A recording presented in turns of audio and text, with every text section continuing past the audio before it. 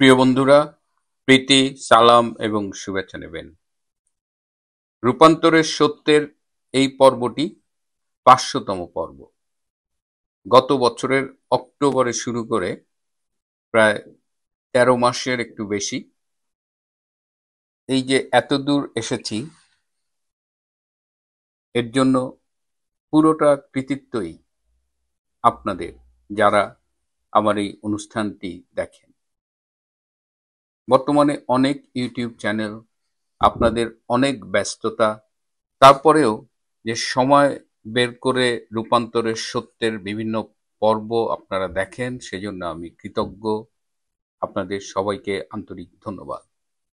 চ্যানেলটা যখন শুরু করেছিলাম তখন বেশ ভিডিও ক্যামেরা, স্টুডিও লাইটের অনেক অ্যারেঞ্জমেন্ট নিয়ে বসেছিলাম, সাউন্ড সিস্টেম।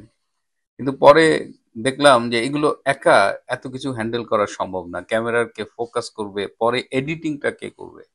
তো আলটিমেটলি সেই মোবাইল এবং একটা মিনি স্টুডিও সেটের মতো করে শুরু করলাম। শুরুতে আমাকে এডিটিং এ হেল্প করতো আমার বাচ্চা পার্থিব আর পূর্ণতা। কিন্তু আমি অনেক সময় রাত্রে এপিসোড করতাম, দেখা গেল যে ওদের ঘুমোতে ঘুমোতে ১২টা বেজে যাচ্ছে। আলটিমেটলি আমি নিজেই কাজ চালাবার মতো শিখে নিয়েছি। অ্যান্ড নাও এখন চলছে, হয়তো টেকনোলজিক্যালি খুব ভালো না, বাট স্টিল কাজগুলো চলছে। তো আজকে ৫০০তম পর্ব। আমি ভাবছিলাম যে এই পর্বটিতে স্পেশাল কি করা যায়।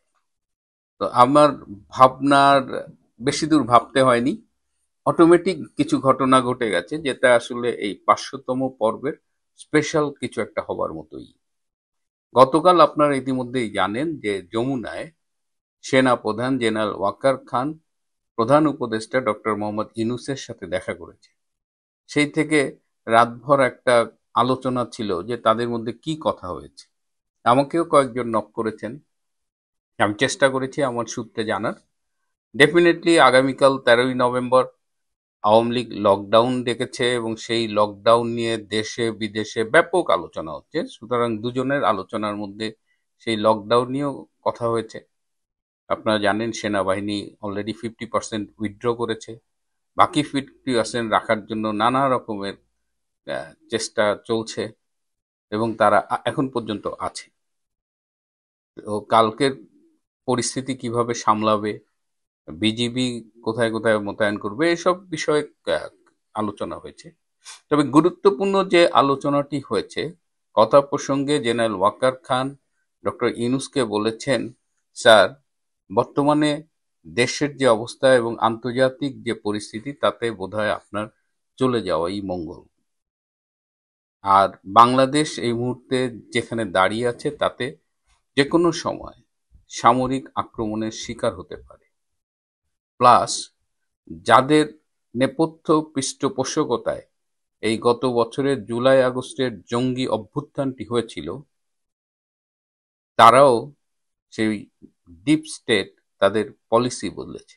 সো সামগ্রিক বিবেচনায় জেনারেল ওয়াকারের মনে হয়েছে যে ডক্টর ইউনূসের চলে যাওয়াটাই এখন সবচেয়ে ভালো।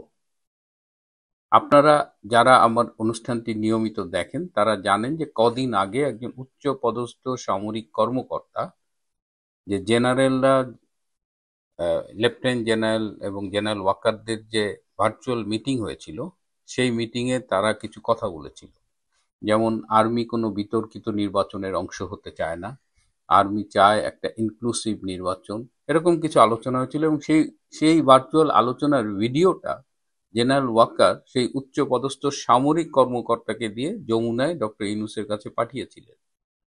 এই যে ভিডিওটা পাঠিয়েছেন, এটি জানার পরে অন্যান্য উচ্চপদস্থ সামরিক কর্মকর্তারা খুব ক্ষোভ প্রকাশ করেছে যে কেন তারা জেনারেলের সাথে কথা বলেছে, কেন জেনারেল ওয়াকার সেই ভিডিও ডক্টর ইউনূসের কাছে দিলেন।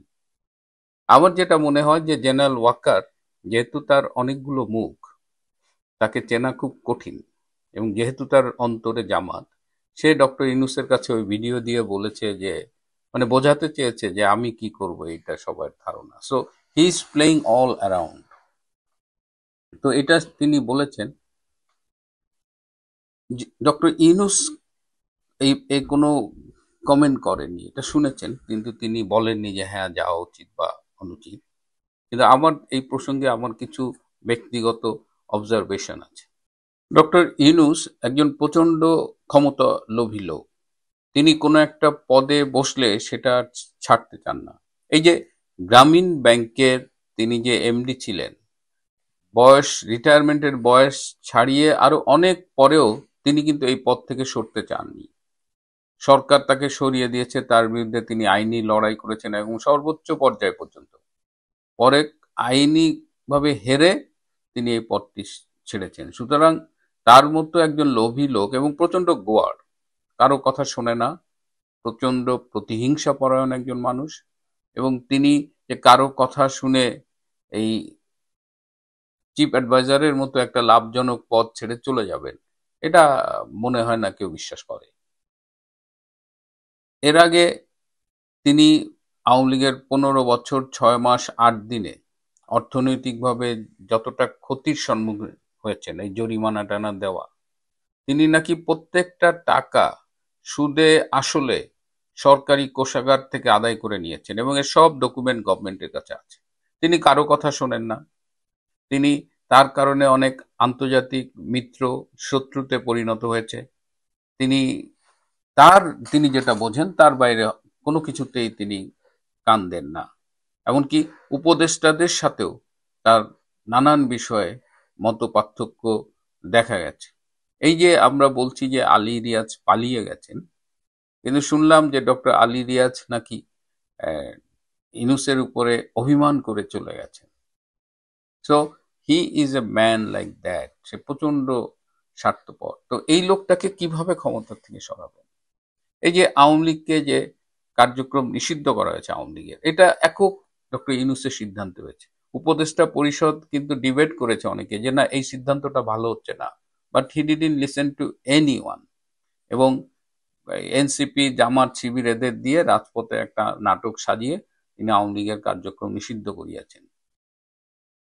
তো এখন এরকম একটা গোয়ার গোবিন্দকে সরানোর কি উপায় থাকতে পারে যদি স্বেচ্ছায় পদত্যাগ না করে?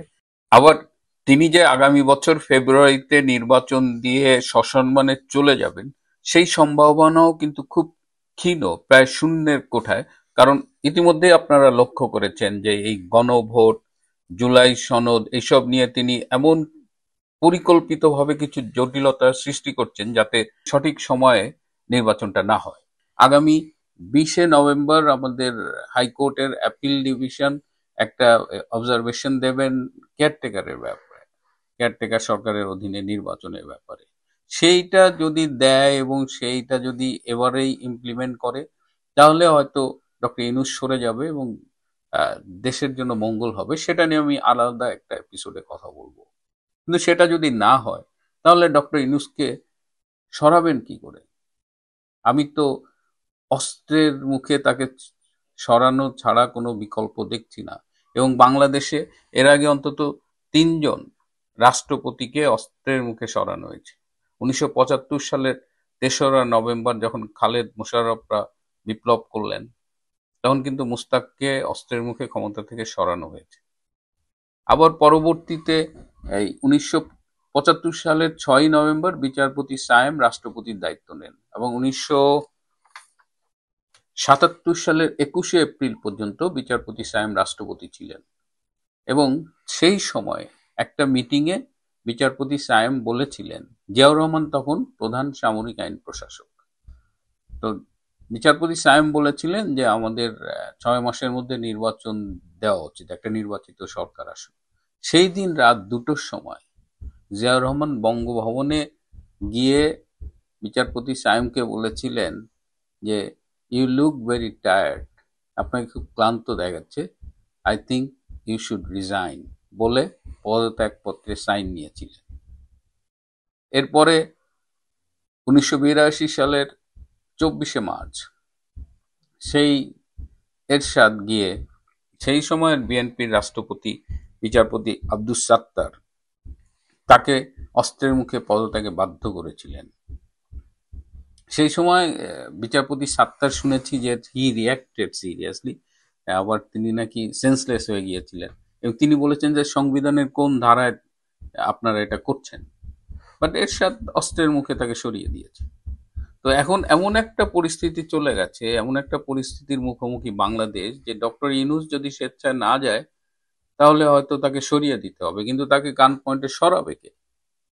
এই যে জেনারেল ওয়াকার, তাকে তো এখন কেউ বিশ্বাস করে না। এমনকি এই যে তিনি মাঝে মধ্যে বলেন ইনক্লুসিভ নির্বাচন দিতে হবে, কোনো বিতর্কিত নির্বাচনে আমরা যাব না, এটা হলো এখন 90% আর্মি অফিসারের বক্তব্য।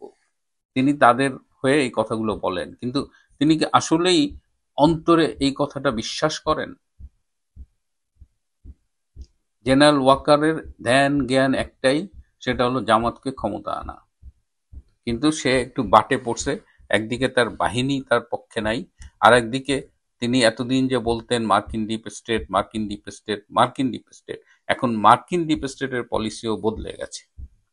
সুতরাং জেনারেল ওয়াকার যে সবার সাথে খেলছিল, ভারতের সাথে, ইউনূসের সাথে, বিএনপির সাথে, সবার সাথে খেলে তিনিও লেদায় ফেলছেন। সো জেনারেল ওয়াকারেরও যে খুব একটা ভালো সময় যাচ্ছে তা বলা যাচ্ছে না, কারণ সে সবার সবার সাথে প্লে করতেছে।